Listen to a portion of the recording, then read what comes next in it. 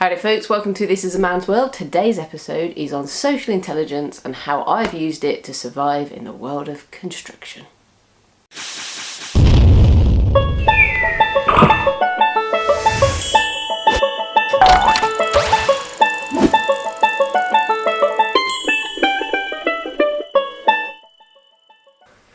Social intelligence. Right, I said in a previous video that in order to be a good engineer and a manager, I believe you have to have really strong social skills. So, what do I mean by social intelligence?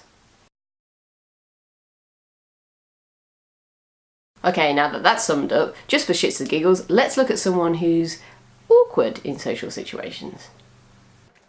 I just burned my tongue. I love carpet.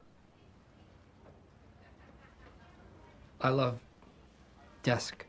Truth is, some people just aren't socially intelligent, and I probably wasn't when I started out at the age of 21 coming out of university, but it's something that I've learned over the last 12 years, and I really think it's helped me with both engineering and management. So, how can we be less like brick? Before we jump into that, let's just discuss being book smart versus being socially intelligent. I think there is too much pressure on being book smart, and not enough is done to help people become socially intelligent. I've worked with a ton of people who have the skills from a textbook and the knowledge up here, but really are just terrible communicators and are constantly fighting battles at work. I really believe that my dad is like epic at communicating in social situations. He's one of those people that you can put in a room and will just talk to everyone. So over the years, what I've done is kind of watched him and then watched people that I work with and learned from them. I've kind of adapted those skills, used them myself, and hey presto, it's really helped me. First up, we're all different, but there's one thing in common, and that's that we all want to connect with each other. Even through these, social media, the human race thrives on connectivity. Number one rule is I'm always myself at work. However, I do adapt in certain situations to talk to different people. For example, when I'm chatting to the guys on site, for example, like a bricklayer or a labourer, a steel worker, I talk quite differently to how I would talk to management or clients. Now, let me interject before we get any deeper on this subject. Talking differently to someone does not mean I show them any less respect. So what do I mean talk differently to? Well, for example, the lads on the ground, they don't want to be spoken to in a formal manner. So when I'm introduced to these guys, before I really go into anything work related, I just try and find some common ground.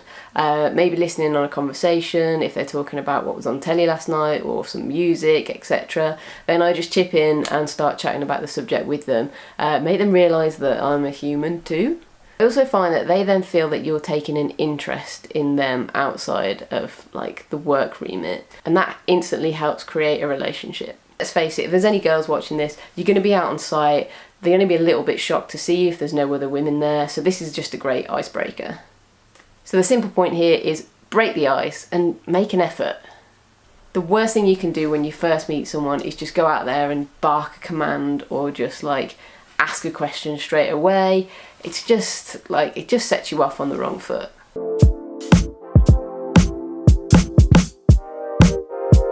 Next up, humour is key. Oh my god, I don't think I would have survived 12 years if I hadn't had the ability to laugh at people at certain situations. Yeah, breaking the ice is great with conversation, but just don't let it be dull, and I always like to just crack some jokes, not necessarily at people, because if you don't know them, then things can get personal and things can go downhill very quickly. But just assess the situation. Again, this is something you're going to have to work on, just reading when's a good time to crack a joke, or when you can kind of take the mickey out of someone and know that they're not really going to care. I normally pinpoint if there's a group of guys, the one that is the joker, and then maybe aim a joke at him, because you can usually find that they can take it and they will find it funny too. Making someone laugh is a great way to connect with them. Okay, I'm going to let you in on a secret here. If you're struggling to start a conversation, then maybe a great place to start is to moan. Yeah, right, moan. Turns out guys like to moan just as much as women, and everyone in construction has a moan because they can't do work because materials haven't been organised, or there's pressures from management to hit key timescales. Just everyone likes to moan every now and again, and if you catch someone moaning and they're particularly miserable, try and make them laugh with a joke. But if that doesn't work, just chip in on the moan because they love it. You know, if someone's moaning about something, I'll go, hell yeah, I agree, and moan with them, and then you feel like, you know what, we've got a lot to moan about together. That's the start of a relationship right there. I was working on a landfill job at the start of my career, and I actually had a female that came onto site, and she was higher up than the subcontractors, and she was overseeing the project, looking at quality and reporting back. And we had a meeting, we were walking around. She didn't really introduce herself, she didn't really make an effort with conversation outside of what we were looking at. And then we got to somewhere on site, and she just barked out a command. Everyone was kind of taken back a little bit. And then the worst thing ever happened.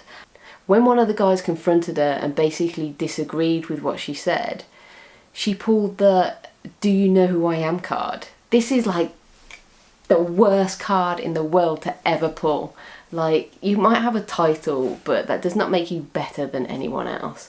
And certainly don't use that title as a means to like express power. There are a million different ways to change the situation in your favour other than going, "do you know who I am?" It's so... no. Oh God. Blech. It was terrible. It was a car crash situation. It was tumbleweed. Okay, so I feel like I've only just scratched the surface on this whole social intelligence thing. So I'm just going to end this video here today, and I'm going to come back with some more videos on the subject of social intelligence. Hope you've learned something. Back a comment down below if you've got any questions. Don't forget to hit that subscribe button, and I'll be back soon. Cheers.